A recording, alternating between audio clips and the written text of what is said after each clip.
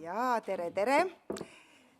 Mul tekkis eelmiseid esinejaid kuulates küsimus, et kas mul ongi vaja siin midagi enam rääkida sellest, et miks oleks vaja teha asju visuaalsemalt, miks oleks vaja saada need enda peast välja ja mis tänane eriti fookus veel on, miks peaks julgema olla ebatäiuslik ja kuidas võiks aidata ebatäiusliku joone tõmbamine sellele kõigele kaasa. Aga ega ma siis ära ka ei lähe, kui mind juba kutsutud on ja kes on minuga juba kohtunud, ka teavad seda, et oleks väga hea, kui ka ise natukene kaasa saaks teha. Nii et enne üldse, kui ma siis siit välja astun, ma palun ka teil võtta välja märkmik, mis te saite. Seal peaks olema koht, kus on võimalik teha siis kaasa ka mõningaid asju. Isegi kui sa oled minuga kohtunud ja asju teinud, siis tasub teha kaasa ja täna teeme ka mõnda asja natuke teistmoodi ja otsi üles ka siis pastakas ja kui vaja, võite anda märku, võib-olla saavad korraldajad ruttu mõne pastapliiatsi siis teile tuua, kui on puudu. Ja kõigepealt ma tänan ka selle alguse eest, sest et siin pikalt niimoodi olles ma mõtlesin, et ajakava on nii tihe, et äkki mina pean see olema, kes esimese ütleb siis, et tõuseme siis püsti ja teeme midagi, nii et aitäh. Tundub, et käsi ka sai siis soojaks tehtud. Ja meie teiega, pean võtma mikrofoni, üks töötab. Ja kõigepealt ma tahan täna alustada teiega ühe suure julgustükiga. Ja see on selline julgustükk, et peate tegema siis seda minuga kaasa, et mina üksi ei peaks olema see julgustüki tegija siin laval. Ja selleks siis ongi vaja nüüd teil pliiatsit, paberit ja suure julgustüki nimi on kriipsujuku. Ja joonistame nüüd koos ühe kriipsujuku. Teie ei pea nii suurt joonistama kui mina. Mina teen lihtsalt suurelt, et kõigile näha oleks. Et isegi helimees seal taga võiks kaasa joonistada. Ja eks see joonistamine on selline väga hirmutav tegevus, eriti ring on ka selline, tuleb väga lopergune tavaliselt. Siis kui keegi veel vaatab pealt, ja mis sa nüüd seal joonistad, mis sa seal teed, siis võib see käsi ka natuke väriseda ja täpselt ei teagi, siin tuul puhub vist nendele kätele ja natuke prooviks ikka teha. Teeme siis talle näo ka pähe ja teeme ikka rõõmsaks. Kas teie saite ka hakkama? Mul hakkas süda täitsa värisema, et niimoodi peab siin teiste ees joonistama ja minul on olnud joonistamisega selline lugu. Et 3. klassis sain oma elu esimese 3 kunstitunnis ja sealt isegi kui õpetaja ei olnud otse välja, ei olnud seda juhust, mida ma olen ka varem kuulnud, et on võetud pilt öeldud, näete, nii ei tehta. Minuga päris seda ei juhtunud, aga juhtus see, et ma peaaegu 28 aastaks otsustasin, et joonistamine ei ole minu jaoks. Ja milline julgustükk peaks siis olema veel minna ja joonistada kuidagi teiste ees. Aga ma tegelikult ei tahtnud lihtsalt teiega kriipsujukut joonistada. Ma tahtsin tegelikult teid joonistada, õpetajaid. Ja nüüd on natuke piinlik öelda, et see olete siin teie. Sina või sina, te näete palju ilusamad välja, võib-olla on praegu hea, tekib väike enesetunne, et ma tegelikult näen palju parem välja.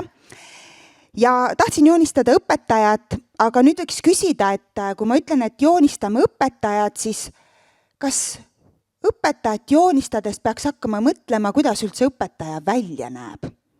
Kas õpetaja on prillidega? Kas ta on kleidiga? Kas äkki peaks mõtlema, et kas õpetajal peaks midagi käes olema? Näiteks matemaatika õpetajal, nüüd on veel suurem julgustükk midagi siia lisada, peaks äkki olema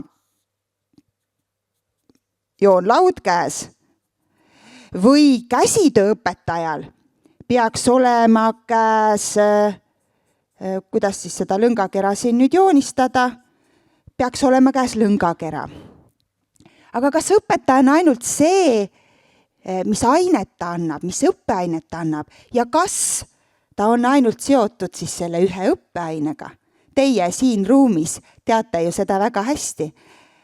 Õpetaja ei ole ju ainult see, milline ta välja näeb või mis õppeainet ta annab. Ja sellepärast ma tahan teiega joonistada õpetajat täna natuke teistmoodi. Ja selleks on mul siin natukene suurem paber. Ja kuna ma ütlesin, et ma ei taha peamikrofoni, siis proovime lihtsalt nüüd niimoodi hakkama saada, et ma hoian natukene seda mikrofoni. Nii, ma võtan mõned asjad eest ära, et see paber siin paremini seisaks. Nii. Ma küll olen kõva häälega, aga ma saan aru, et salvestuse jaoks on oluline, et see mikrofon oleks. Ja joonistage jälle siis minuga kaasa.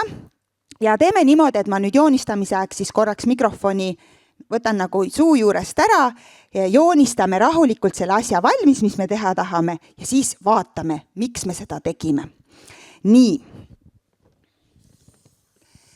No natuke ütlen juurde ikkagi, et siia alla vasakule teen ma nüüd ühe inimese ja seda inimest joonistades ma tulen natuke sellest kriipsujuku teemast siis välja ja joonistan hoopis O ja tagurpidi U-ga ühe inimese, kes siis vaatab juba kuskile natukene teise kohta, mitte päris otse. Ehk et ma saan inimest joonistada ka natuke teistmoodi kui seda kriipsujukuna. Ja minu arust näeb niimoodi see inimene natukene parem välja. Ja siin on siis inimene, selgub, et ma saan ikkagi hoida mikrofoni ja rääkida ja joonistada samal ajal. Ma kartsin, et see hakkab äkki siit ära kukkuma. Ja siin on siis üks õpetaja, nagu ütlesin, et me joonistame õpetajat, kellel on hästi suur missioon kanda. Seda on siin täna juba ka öeldud korra, et õpetajatena soovite, et iga teie õpilane oleks edukas, saaks hästi hakkama. Te olete südamega oma töö juures. Ma arvan, et õpetajaamet on üks amet, kus me saaksime öelda, et seal ei ole võimalik väga ilma südameta oma tööd teha, siis te ei olekski seal koolis enam need õpetajad. Nii et te olete südamega asja juures ja te tahate teada, mis võiks olla siis need erinevad viisid, kuidas siis veel paremini õpetaja olla, mida veel paremini teha. Ja kui mõelda siis selle peale, et mis võiks olla selle ühe õpetaja, natuke liigutan seda, seal on see valgus, mis võiks olla ühe sellise õpetaja selline suurem mõte, ühelt poolt võiks öelda, et kas mõte on see, et olla võimalikult hea õpetaja või võiks mõte olla, et sul on võimalikult head õpilased, ennast juhtivad, oskavad õppida, on loovad, oskavad teha koostööd, on rõõmsad ja õnnelikud. Ja siin on siis see, mida iga õpetaja võiks ju soovida.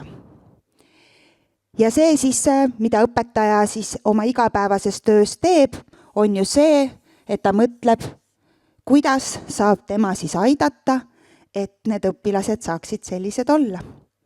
Mis meetodeid või tehnikaid ta kasutab, mis on see tema plaan.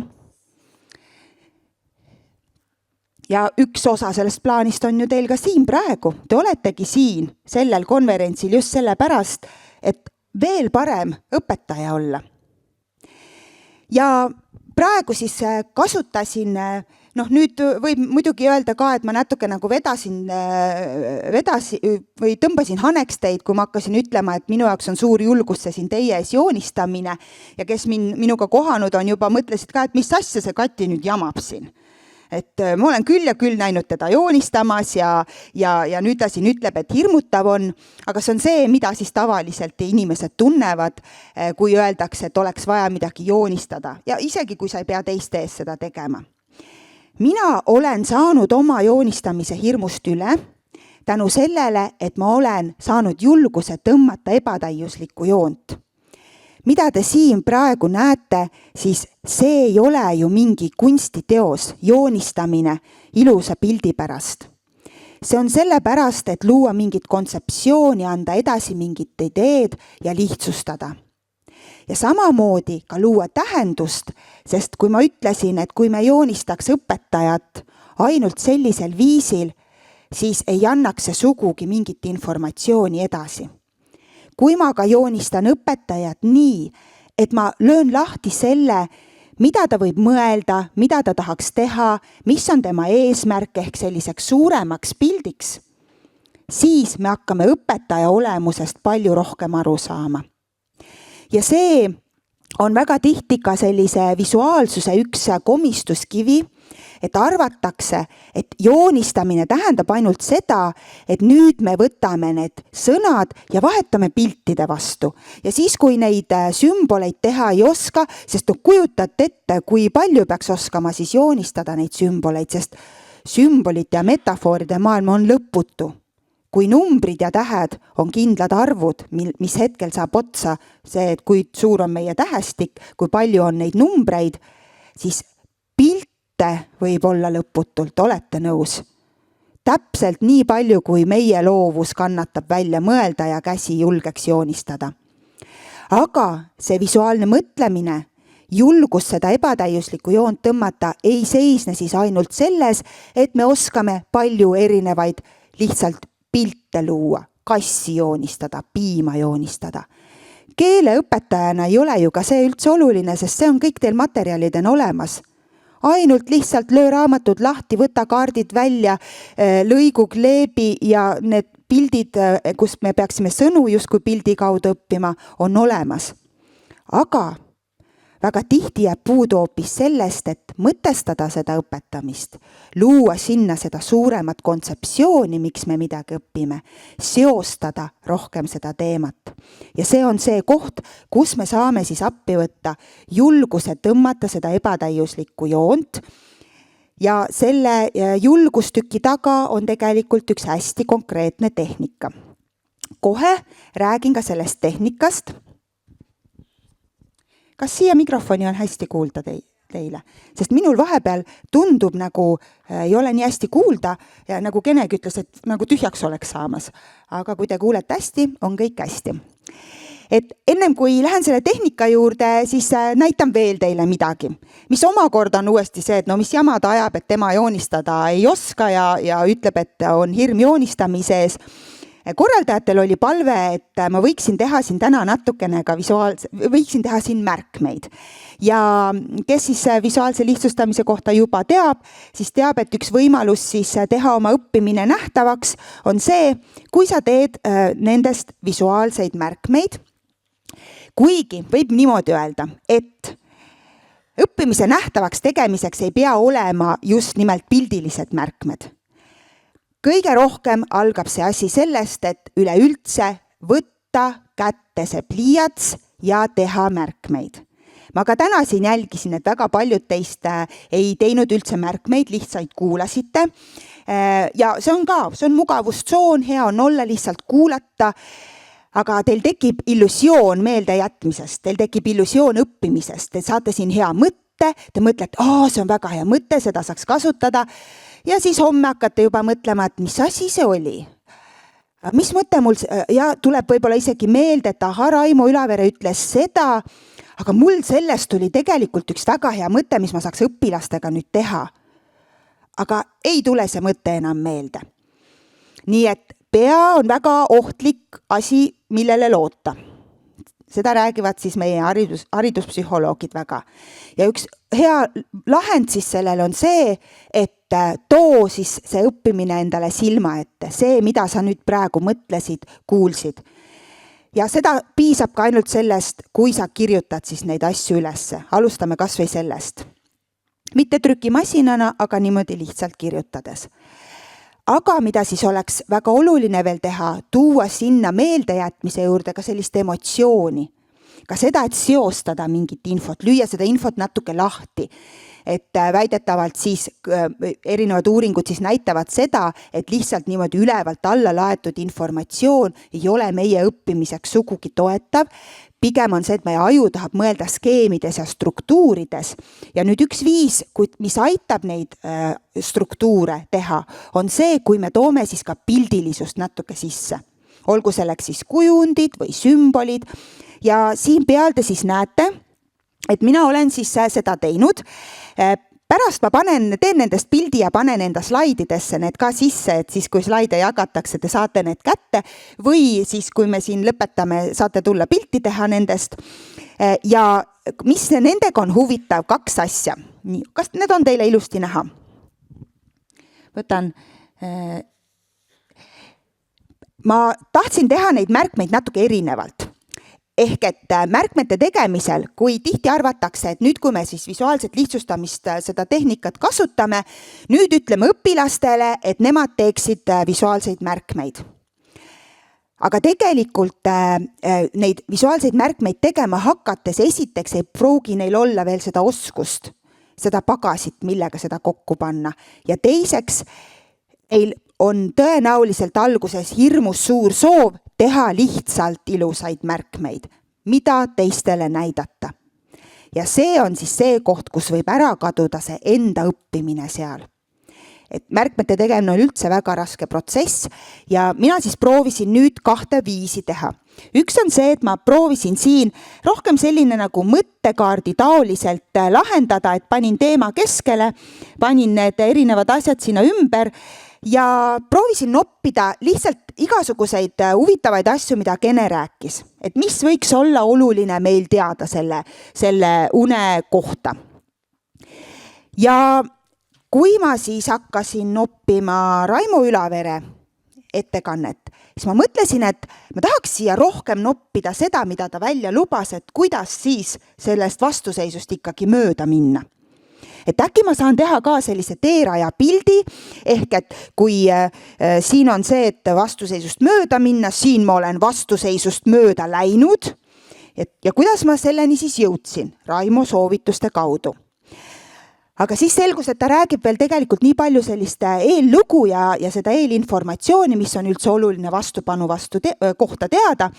Ja siis ma hakkasin kõigepealt seda infot natuke sinna alla noppima, aga lõpuks siis tegin väikese kaare vahele, kuhu siis suuremalt tõin siis need asjad välja, mismoodi siis selle vastupanuga toime tulla, sellest nii-öelda mööda minna.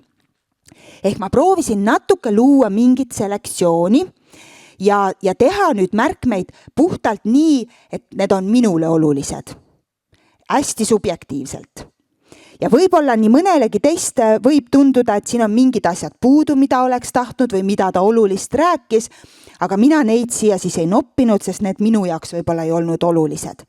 Et märkmete tegemine on alati hästi subjektiivne, eriti kui me räägime õppimisest, sest õppimine on subjektiivne. Mõlemad pildid on igal juhul muidugi väga minu nägu, sest et nii, kuidas mina kuulen esinejat, oleneb ju sellest, mis on minu ajus juba olemas, millega ma seostan, mis on minu teadmised. Ja samamoodi ka see, et selline struktuuri loomine võib olla natuke ühelt poolt hea, et sa justkui lood ka peastruktuuri, et mida ma tulin siia nüüd kuulama ja mida ma ikkagi teada tahan ja julmalt teedki võib-olla selle, et muud ei noppigi üldse, vaid täpselt seda, et ma tahan teada need 3 sammu, kuidas minna vastupanust mööda. Mind ei huvitagi üldse, kuidas see tekib, miks see on ja siis sa otsustad selle ära teha.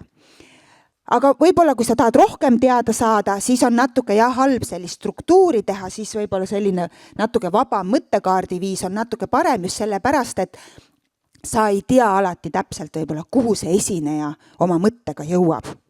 Ta võib-olla ütleb alguses, et selleks on 3 sammu, aga siis tuleb välja, et räägib 10 sammust ja siis sul on väga suur segadus, mismoodi ma nüüd seda seal teen. Nii et see on ka selline natuke kaval viis natukene siis asju teha, planeerida, aga selle vastu aitab väga palju harjutamine. Nii, ma panen need praegu nüüd siia. Ja eks mul oli ikkagi teile natuke slaide ka ette siis tehtud ja kui me rääkisime siin siis, kuidas on siis see, et mis tehnikat siis mina kasutan selleks, et saada siis see julgus joonistada, et see on visuaalse lihtsustamise tehnika. No siis ma küsin ka, et andke käega märku, kui paljud teavad visuaalse lihtsustamise tehnikat. Jaa, ikka mõned on peaaegu, et pooled. Et siis on ikka väga oluline ka seda üle rääkida. Praegu juba näitlikustatud sai, kuidas siis saab kasutada sellist joonistamist, aga visuaalse lihtsustamise kohta siis öeldakse niimoodi, et see on siis Sümbolite, kujundite ja erinevate märksõnade ja teksti kasutamine selleks, et luua tähendust. Nagu juba ütlesin, see ei ole see, et nüüd me võtame sõnad ja vahetame piltide vastu. Väga oluline koht on siin ka sellel, et seal on see koht, et ka tekstid. Sest kui me teeksime ainult võib-olla pildiliselt, siis võib juhtuda see, et jah, üks pilt räägib rohkem kui 1000 sõna, aga me võime saada ühest pildist aru 1000 erinevat korda. No võtame kas või seesama kriipsujukku seal praegu, joon laua ja lõnga keraga. Tuleb keegi praegu sisse, mõtleb, huvitav, miks selline pilt seal on? Mida sellega nüüd öelda taheti? No samamoodi ka see suur pilt, seal praegu puuduvad need tekstid, kui panna tekste juurde, ta tuleb ja vaatab, siin on analüüsitud, et milline üks õpetaja võiks olla, kuidas ta ennast arendab. Et see tekst on ka äärmiselt oluline seal. Aga siis jah, loomulikult ka see joonistamise pool. Ja nii nagu minuga kohtudes inimesed alati ikka ootavad, et ma natuke annaksin neid nippe ka, siis teeme mõne väikese nipinurga. Nii, see pliiats oli natuke tühi, võtame uue pliiatsi. Ja no siin me juba joonistasime mõned elemendid. Teeme siia korraks siis üle. Nii, et loodetavasti saate siis kaasa joonistada. Nagu juba näitasin, et me saame kasutada inimest ja joonistada inimest hästi lihtsalt. Mina nimetan neid nupumehikesteks. Aga loomulikult ega keegi ei keela kasutada ka kriipsujukut, kui sa tahad ja oled kasutanud. Tõstke käsi, kui paljud teist julgevad klassi ees tahvlile kriipsujukus ja nooli teha. Vau, jess, millest me siis nüüd enam üldse räägime siin? Super. Ja nii peakski olema. Ja ei pea üldse siis muutma seda, võid edasi teha. Lihtsalt, mida me oleme näinud nupumehikesi kasutades, et see annab kuidagi avardab seda vaatevälja, kuidas me saame veel seda inimest rohkem kasutada. Et näiteks, ja ta on tegelikult lihtsustatud versioon, sest kui ma joonistaks praegu kriipsujuku ilma käte ja jalgadeta, siis ta oleks selline. Pulgakomm ja natuke vähe söönud. Kene küll ütles ka palju ei tohi süüa, aga natuke peaks ikka sööma. See, et see keha on nüüd siin tummisem, annab võimalus, et ei pea aeg-ajalt käsi ja jalgu üldse olemagi. Sest võib-olla neid ei olegi üldse vaja. Võib-olla ta ongi lihtsalt analüüs, kus on olulisem hoopis see, mida see inimene räägib siin, mõtleb või teeb või kuhu suunas liigub. Ja see, et ta kätega just nii hoiab või nii hoiab, ei ole üldse oluline. Ja ka jalad ei ole sel hetkel olulised. Aga kui me näiteks tahame rääkida sellest, et oleks vaja lõõgastuda ja milline võiks olla üks hea lõõgastus, rätsepistes istudes, natukene zen olla, no siis on see, et mis ma siia siis kirjutan, et ta nüüd hoiab silmad kinni, käed üleval ja on rätsepistes, kui ma saan ju selle joonistada siia. Ja hästi lihtsalt joonte kaudu, ebatäiusliku joone kaudu. Õpetajad, kes on õppinud ära selle visuaalse lihtsustamise ja on hakanud seda kasutama, ütlevad mõne aja pärast, et nii, nüüd ma sain sellele tehnikale pihta, sest ma julgen joonistada lohakalt. Et ma saan aru, et see ei ole mitte ilusa pildi loomine, vaid pigem protsessi näitamine. Julgus enda teksti ajal ka võib-olla siis kritseldada üht-teist sinna tahvlile, aga siis mitte ainult jääda ka sellise klassikaliste skeemide juurde, vaid julgeda ka tulla välja sellest, et mõnikord võib see olla hoopis jutumull, mõnikord võib see olla hoopis mõttemull, mõnikord võib see olla hoopis tehtud raam, millel on väike krutski juurde tehtud, näete 2 nurka siin, tekib justkui äramurtud paberileht, toob sellise 2D tunde. Kui paljud ütlevad tagasisidena, kui nad on seda klassi ees teinud, ütleb õpilane, õpetaja, ma ei teadnudki, et sa oskad joonistada. Sest miski on siin, olete nõus? Midagi väikest lisada ja juba tuleb selline mingisugune tunnetus sisse, mida võib-olla samamoodi saaks teha, kui me kuskile siis mõne sümboli toome. Aga just, et siis väga lihtne joonistamine ja samamoodi siis nendest erinevatest kujunditest selliste piltide kokku panemine. Ja nüüd ma tahan teile näidata natukene näiteid, et öeldakse alati niimoodi, et klient on kuningas ja kes mind täna siia kutsusid, ütlesid ka, et väga oodatakse seda, et saaks siis erinevaid näiteid ka näha ja teeme mõned siis näite näitamised ja siis jälle saate kohe varsti jälle joonistada ka, ärge muretsege. Aga ma näitan teile siis mõned näited. Ma tulen siis korraks, vaatame. Üks, nii, tulen korraks siia siis tundub natukene mugavam jagada, kuigi sükse puldi taga seismine on minule hästi võõras. Nii, aga siin siis näitan teile paari slaidi, kuidas siis visuaalset lihtsustamist saab kasutada.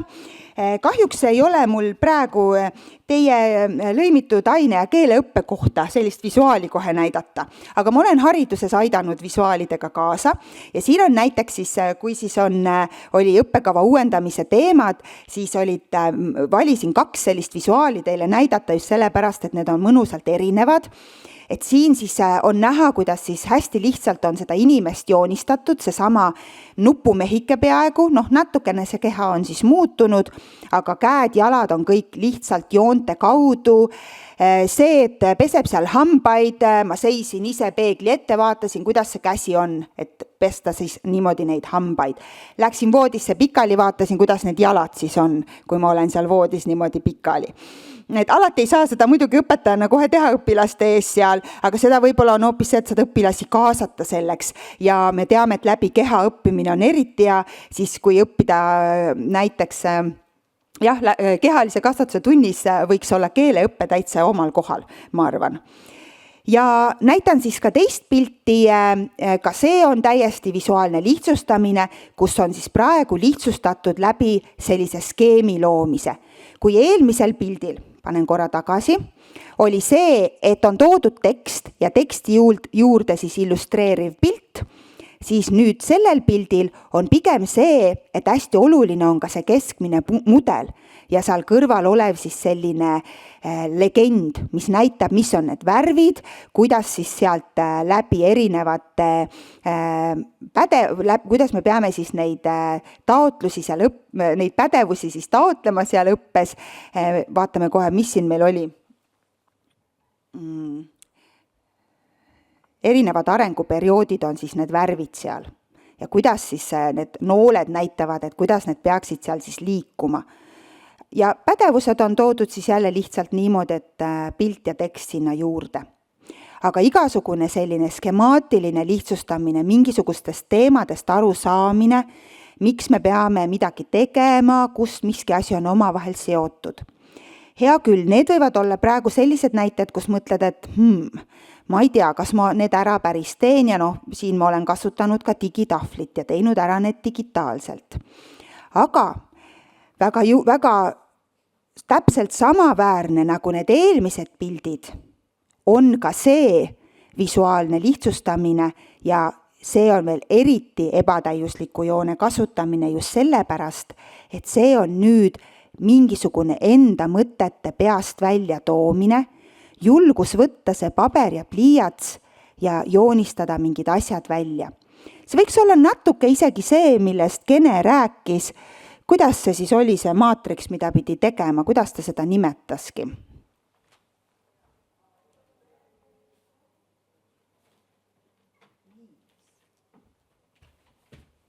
Stressinõiaring, ütles tema selle kohta.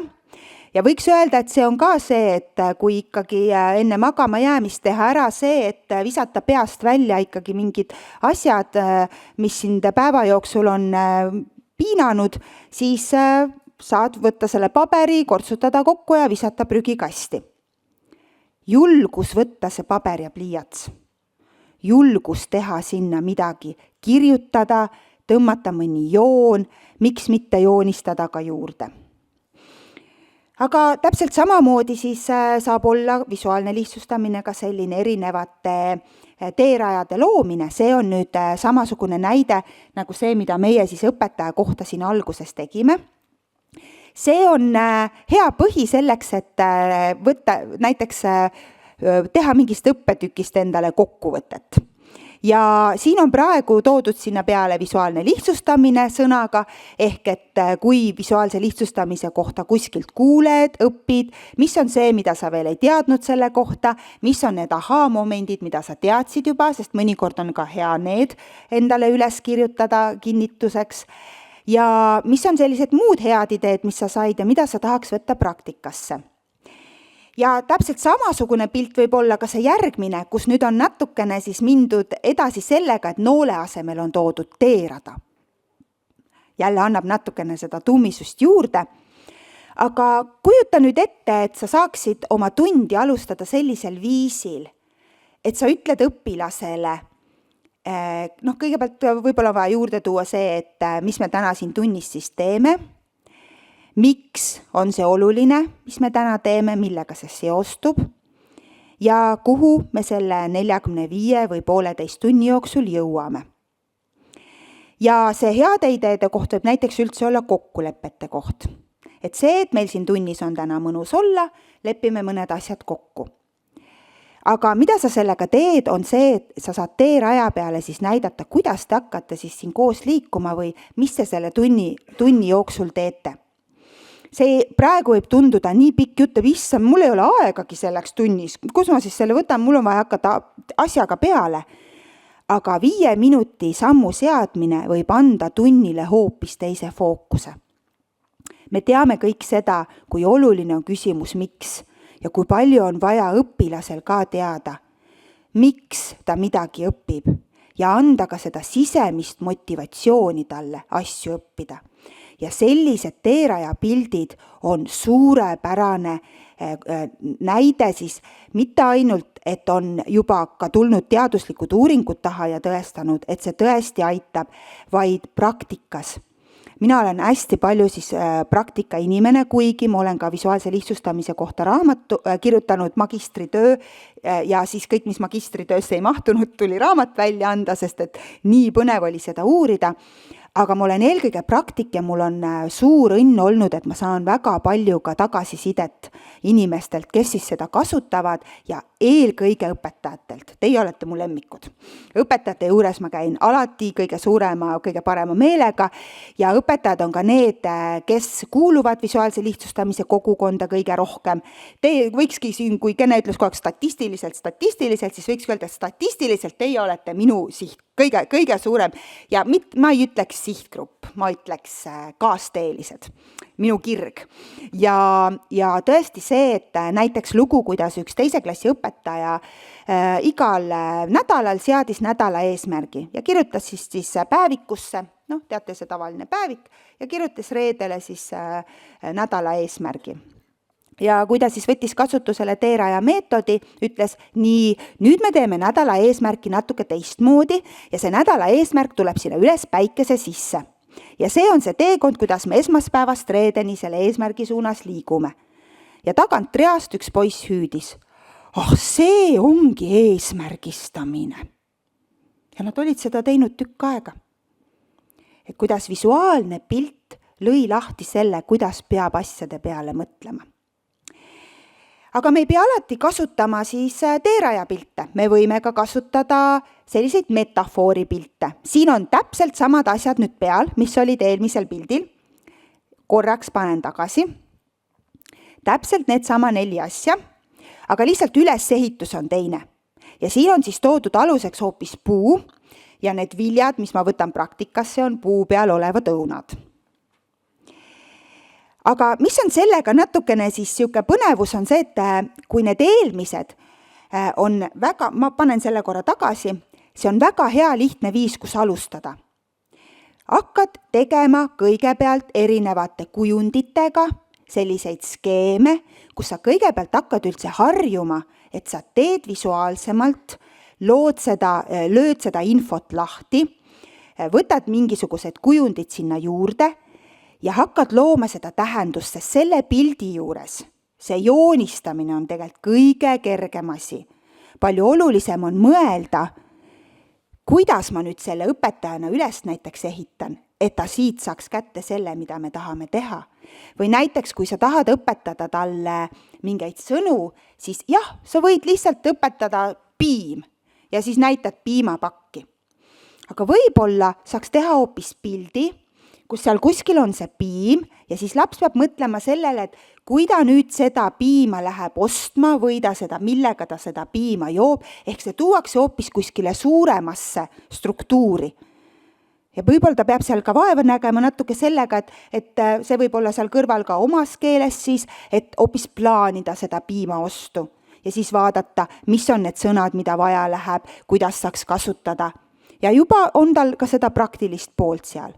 Aga see küsimus ka, et aga kuidas ma selle siis üles ehitan.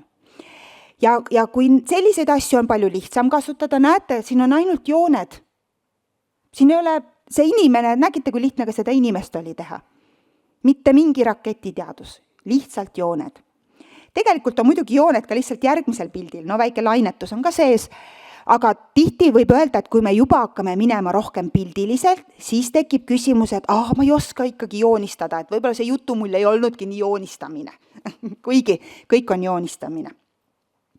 Aga et metafoorid ja sümbolid juurde tuua, võib minna juba natukene lihtsalt keerulisemaks, sellepärast et nagu ütlesin, see maailm võib nii suur olla, kui palju neid on. Ja hea on alustada kõigepealt natuke lihtsamast. Aga loomulikult need sümbolid ja metafoorid on ka head asjad ja teeme natukene teiega siis ka nende sümbolite joonistamist.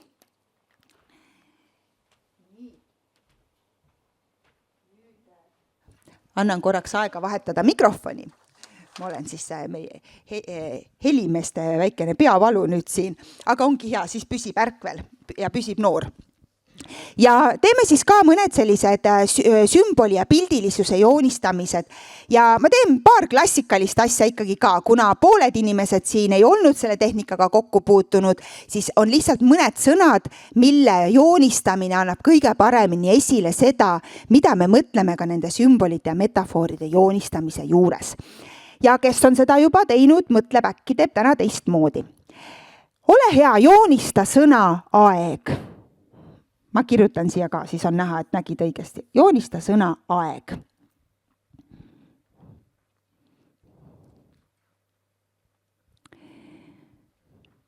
Nii, no kes tegi kella? Tavaliselt nii on.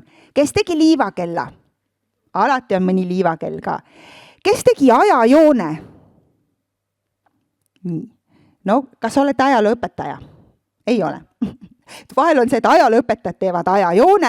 Teate, me oleme isegi olnud koolitanud ühes klassiruumis, mis oli ajalooklass ja seal oli seina peal hästi suur ajajoon erinevate asjadega. Ja siis, kui pidi aega joonistama, siis keegi ei vaadanud ümbert ringi, et võiks ka ajajoont teha. Et lihtsalt see kella joonistamine on meile nii sisse juurdunud. Aga näiteks, kui on tegu hoopis kuupäevaga, see on ju ka aeg. Kas siis sobiks kella teha? Siis sobiks võib-olla kalender teha. Et mis kuupäevaks peab midagi siis ära tegema.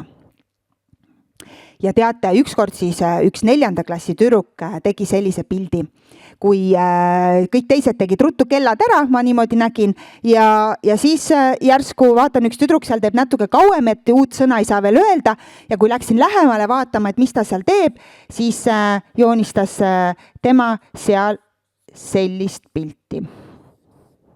Ta tahtis natukene ilusamalt teha ja kirjutas juurde 10-aastane ja 12-aastane. Kas võiks olla aeg? Võib. See võib ka omakorda olla kasvamine, areng.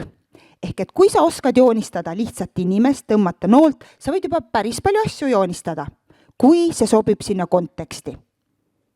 Et me ei saa arvata, et joonistan südame. Ja nüüd kõik teavad, mida see süda siin tähendab. Või et näiteks tahan rääkida usaldusest ja joonistan südame, aga kas see süda on ainult sellisena usaldus? Missugusest usaldusest me räägime? Äkki me räägime usaldusest õpetaja ja õpilase vahel? Ja siis on väga hea tuua ikkagi need inimesed ka siia juurde. No teeme ühe sõna siis veel, teeme sellise sõna nagu paus.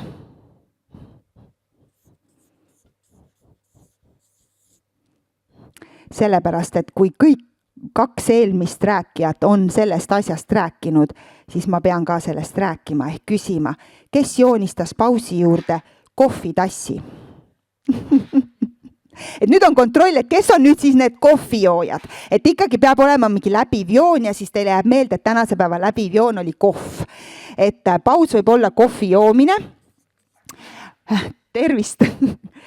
Aga ei pea just, see võib olla ka tee joomine, kuidas näidata teed. Siit tuleb teetassist, tuleb see teepakikese ots välja. Kui puruteed tahad joonistada, siis kirjuta lihtsalt peale purutee, kui see on kuidagi oluline. Aga paus, no kes tegi pausiks veel mingi, näiteks see muusikaline paus, mis on see noodi joonestikul? Ja kas keegi tegi pausiks ennast magama? Oi, seda on tore näha. Kas keegi tegi pausiks võileiva? Toidu, jaa, kõht on tühi juba natukene. Kas keegi tegi pausiks ka selle?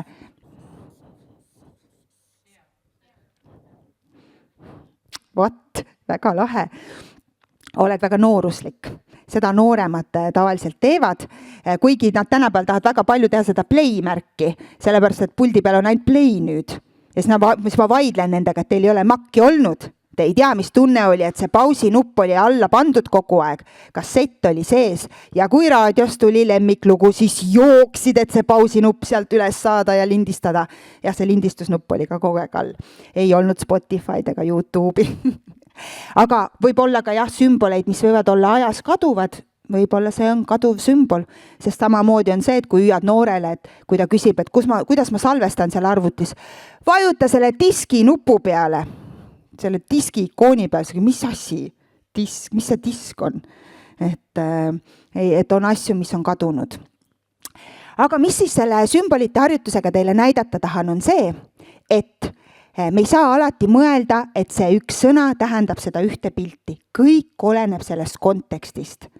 Ja me saame siis mõelda just seda, et mis on see kontekst, kus mina seda kasutan ja kas ma saan näidata seda ka natuke teistmoodi. Ja kuidas sa saad enda sümbolite oskuse joonistust harjutada, on see, et sa hakkad lihtsalt maha joonistama asju, mis sa tahad joonistada. Lihtsalt harjutad. On mitmed müüdid joonistamise kohta. Üks müüt on näiteks see sama müüt, et ma ei oska joonistada. Joonistamine tuleb inimese seest. See on osa inimeseks olemisest. On joonistamise uurijad, kes ütlevad, et tung jälg jätta on kõigis meis. Joonistamine öeldakse ka nii, et kui sa saad hoida pliiatsit ja tõmmata sellega joont, siis sa juba oskad joonistada. Iseasi ongi see, et kuidas me selle peale mõtleme. See siin ei ole kunst. Selles mõttes, nagu me arvame, et joonistada peaks oskama kunstiliselt. Ma ei oska maalida. Ma ei tee kunstilisi pilte. See siin on pigem mõtlemise kunst. Või võiks ka öelda õppimise kunst. See sama siin võib olla õpetamise kunst. Ja üks teine müüt, mis siis on veel joonistamise kohta, on see, et kõike peab oskama peast joonistada. Aga teate, et see müüt on kompliment joonistamisele, sest läbi selle müüdi me anname signaali, et joonistamine on meile omane. Et me justkui nagu peaks oskama joonistada, et see on meie jaoks loomulik tegevus. Aga kuidas sa siis enam oskad või julged joonistada, kui sa ei ole seda 10-20 aastat üldse teinudki ja veel hullem, kui sul on ka piirav uskumus selle juurde tekkinud, et ma ei oskagi joonistada. See ei ole mul kõige tugevam asi ja igaks juhuks ma neid vildikaid ja muid asju üldse ei puutugi. Et see sama müüt siis, et peab oskama peast joonistada, murrame selle siin täna siis kohe. Esiteks te juba joonistasitegi minu pealt maha ja tõenäoliselt ei tundnud piinlikkust, et te praegu peast ei teinud mingeid asju. Läbi selle sa arendadki oma joonistusoskust. Kui sa õpetad õpilasele mingisuguseid tähti, numbreid või mingit sõna ette kirjutad, sa ju ütle talle, et oota, miks sa praegu maha tegid, mõtle ise välja. Ei kirjuta siit maha praegu, mõtle ise välja. Täpselt sama on joonistamine märgisüsteem. mida me peame siis endas arendama, mida sa saad õpetajana endas arendada, kui sa tead, mis on see, mida sa tahad siis joonistada, kuidas sa tahad seda kasutada. Aga kõige lihtsam on alustada siis tõesti sellisest lihtsamatest viisidest, et üldse sellest mõtteviisist aru saada, hakata aru saama, kus see sul töötab, kuidas sa saad seda kasutada. Eesmärk ei ole teha sinust seda onu Raivot, kes läheb ja hakkab kohe klassi ees joonistama, vaid pigem hakkadki mõtestama läbi selliste plaanide ennast kui õpetajat. Miks mitte julgeda kasutada õpilastega siis seda planeerimist sellisel viisil. Ja nüüd veel juurde mõned sellised näited teile siia. Ma tahtsin veel tegelikult natuke loovusest ka siia juurde rääkida, et kui me räägime ka siis sellisest visuaalsusest. Nii, ma võtan siia ühe toreda slaidi, küsin teilt kohe, et nii, mis me siin nüüd näeme? Koma ja tärn. Ja siis me näeme kahte vahvat tegelast. Ehk et kahest hästi konkreetsest sümbolist, märgist on saanud emotsionaalsed, kuidas siis öelda, nagu kuju tegelased. Need on ju teie konverentsi või nad on isegi vist selle keelesammu tegelased teil. Just keelesammu tegelased paari ebatäiusliku joone kaudu. Ja loovus on väga oluline loomulikult meil koolis ja väga tihti arvamegi, et loovus justkui areneb ainult siis läbi selliste sümbolite ja piltide kasutuse läbi selle, kui me siis oskame panna kokku koma, kaare ja kriipsu ja sünnib hoopis midagi uut. Või et loovus on siis see, et me üha rohkem siis oskame neid erinevaid selliseid sümboleid kasutada. Tegelikult on loovus ka enda tundmine ja eesmärkide seadmine. Ehk see sama pilt, mida me siin vaatasime selle teeraja kohta. Nii, ma panen korraks selle tagasi. On üks tore kirjanik Ameerikas, kes ütleb niimoodi, et universum matab meisse kõigisse kalliskive ja astub siis ise eemale, et vaadata, kas me leiame need üles. Jaht neile kalliskividele, see ongi loov elu. Ta räägib eneseteostusest.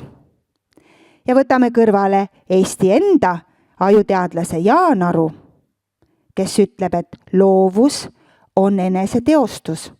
See on enda unistuste teadmine, oskus seada eesmärke. Ja kui me vaatame seda pilti, siis kui palju saaks see siis ju ka loovust toetada? Kui me õpetame õpilasi ise ennast tundma, kõigepealt ise ennast õpetajana tundes ja osates seada eesmärke ja planeerida. See on see, mida see tehnika aitab siis teha ja alati ei ole vaja kohe siis minna sinna, et me hakkame siis kasutama erinevaid sümboleid sinna juurde. Et see on see, mida ma alati tahan selgeks teha. Üks asi, mida ma näen, mida ma väga palju ka... Nii. Tulen räägin vahepeal siin ka. Ongi hea, siis ei jää magama, liigub keegi siin laval kogu aeg ühest otsast teise. Ehk et on paar asja, mida ma näen, et ma olen selle teekonna jooksul väga palju hakanud tegema. Üks on see, et ma julgustan võtta üldse see paber ja pliiats. Et tuua oma mõtted peast välja, näha oma mõtteid, mitte jääda kinni siia oma peasse. Oleme täna juba ka seda ka kuulnud, kui ohtlik koht võib see olla.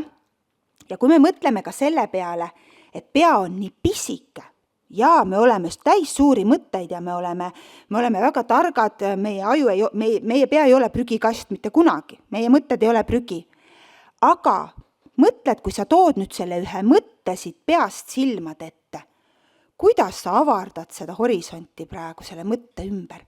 Ja kui sa saaksid ka hakata teda looma veel mingisugusesse visuaalsesse vormi, siis hoopis teistsugune perspektiiv avaneb. Rääkimata sellest, et nüüd sa mitte ei pea oma sisse vaatama, kuhu on väga keeruline näha, vaid need on siin su silmade ees.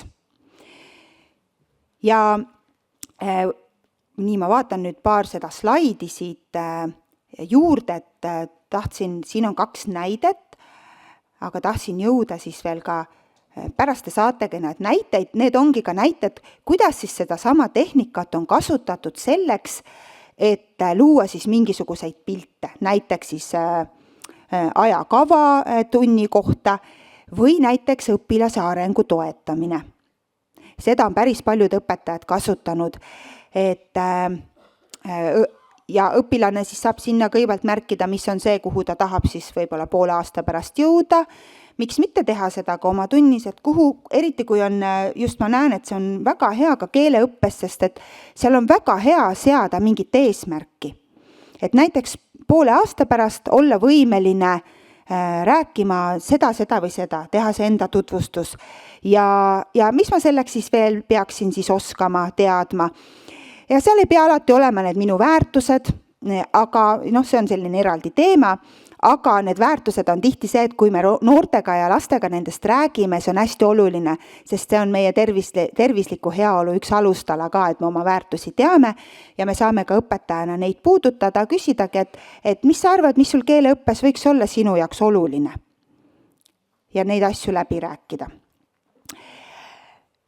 Aga mis on veel oluline teada siis selle visuaalse lihtsustamise juures? Jõuame nüüd, hakkame jõudma selle ebatäiuslikkuse juurde ka, on see, et üks meie valdkonna selliseid eestvedajaid Ameerikast on öelnud nii toredasti, ma panin selle sellepärast ka inglise keeles siia, et see kõlab lihtsalt inglise keeles nii vahvalt, et process over pretty. No keeleõpetajana teate ka, et mõned asjad lihtsalt on mingis muus keeles sellised parem öelda, aga just see, et see protsess on tähtsam kui ilu. Et kui tihti arvatakse selle tehnika kohta just seda, et ongi ainult mingi asja valmis tegemine, teen õpilastele mingi töölehe, toon siia need sümbolid juurde nendele sõnadele, siis väga tihti on ta pigem see, et julgus kasutada teda siinsamas ja praegu. Luua see õppimine ja see vestlus nähtavaks. Ja me ei tea ju, mis siin tulemas on.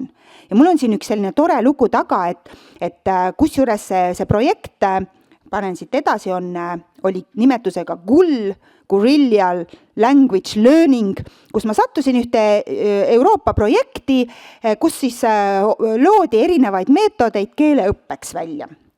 Ja mina läksin sinna sellise meeskonna facilitaatori, väga õudne sõna eesti keeles, aga ka nagu lihtsustaja või sellise meeskonna protsessi kooshoidja rolli. Ja ma olin alles tegelikult õppinud seda visuaalset lihtsustamist ja mu plaan ei olnud päris see, et ma viin selle sinna meeskonda. Aga ma nägin, kui palju oli vaja selleks 10 erinevat riiki, 10 erinevat keelt, ehkki inglise keel oli küll see, mis meid ühendas seal. Igaühel oma pädevus, kokku pidi saama 5 korral 2 aasta jooksul, ära pidi tegema 10 asja selle aja jooksul. Ja ma nägin, et me ei saa lihtsalt istuda ja rääkida, meil on vaja hakata seda lahti joonistama. Ja siis võtsin siis kätte need suured paberid ja hakkasin sinna peale seda tähendust looma. Ja selle sama pildi juures on see sama teerada tegelikult peidus, lihtsalt lahendus on rohkem sellise ajajoonena. Seal on need samad kujundid ja seal on mõni inimene, juba mõni sümbol juurde toodud, aga minu jaoks, kes ma olin arvanud paar aastat tagasi, et joonistamine on midagi, millega ma kunagi elus ei pea tegelema ja ei taha tegeleda, oli see väga suur väljakutse, aga samas tohutu suur areng ja ma arvan, see on ka üks põhjus, miks ma olen täna siin ja sellest räägin ja olen tekitanud sellest endale elukutse suurte tähtedega. Ja siin on näiteks kasutatud seda, et osalejad said tuua postititega oma mõtteid sinna peale. Ehk et see on loov siinsamas sündiv pilt. Ei pea olema siis, et sina oled kõik valmis teinud. Võib-olla ongi see, et ongi hea sinna õpilasi siis juurde kaasata.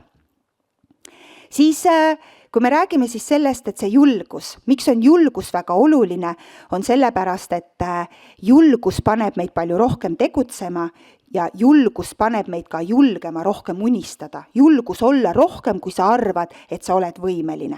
See oli minu jaoks näiteks see moment.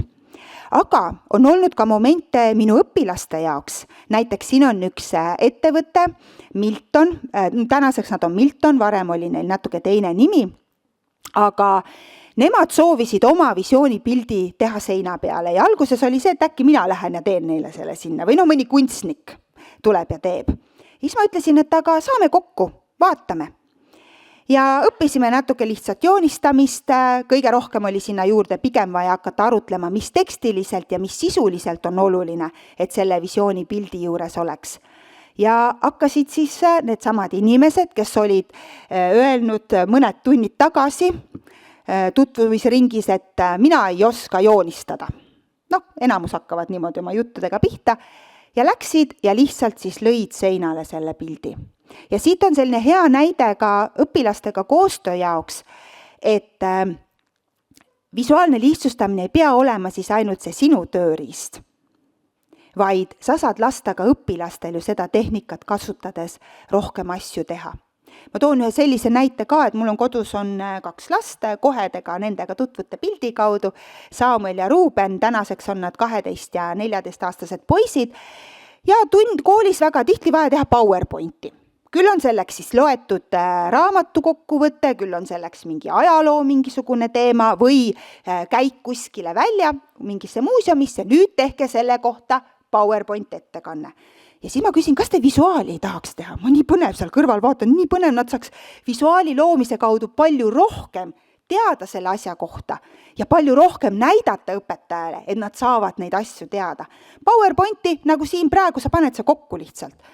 Sa lihtsalt kirjutad need tekstid sinna, tegelased see, toimus see, autor Wikipeediast see. Aga kui ma peaks visuaali looma, ise olema see looja, kui palju rohkem ma peaks mõtlema, kuidas see sündmus seal siis ikkagi toimus, mis seal tehti. Et rohkem kaasata ka sellega, et lasta ja uskuge mind, lastele võib-olla annate lihtsalt mingid väiksed nipid, nii nagu mina teile siin andsin nipid. Kasuta lihtsalt inimest, näete, siin on mõned raamid, siin on jutumullid, siin võid kasutada mingeid struktuure, aga ei pea ette näitama otseselt, sest kui sa ette näitad, mis sa siis saad? Täpselt selle, mis sa näitad, on ju. Aga rohkem kaasata siis veel juurde. Võib-olla üks hetk on mul jagada ka rohkem õpetajatelt neid näiteid, hetkel on lihtsalt see, et õpetajatel on need, ja tunnis keegi ei pildista ju sellisel. Ja kui siis räägime sellisest koostööst ja räägime lõimingust, siis ma lihtsalt panin siia illustreerivaks pildid, kus me lõime ühte õppekava arendust kolleegidega ja kuidas te näete, et see on pigem protsess ja me võime öelda, et see võib olla isegi tästi sota-puta.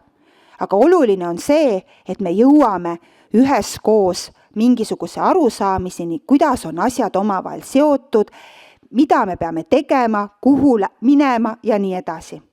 Julgeda tõmmata seda ebatäiuslikku joont, teha see vestlus ja protsess nähtavaks. Siin on üks ka siis selline, mis on ilusti välja joonistatud. Ja nüüd tahan küsida siis, millal sina viimati julgesid olla ebatäiuslik?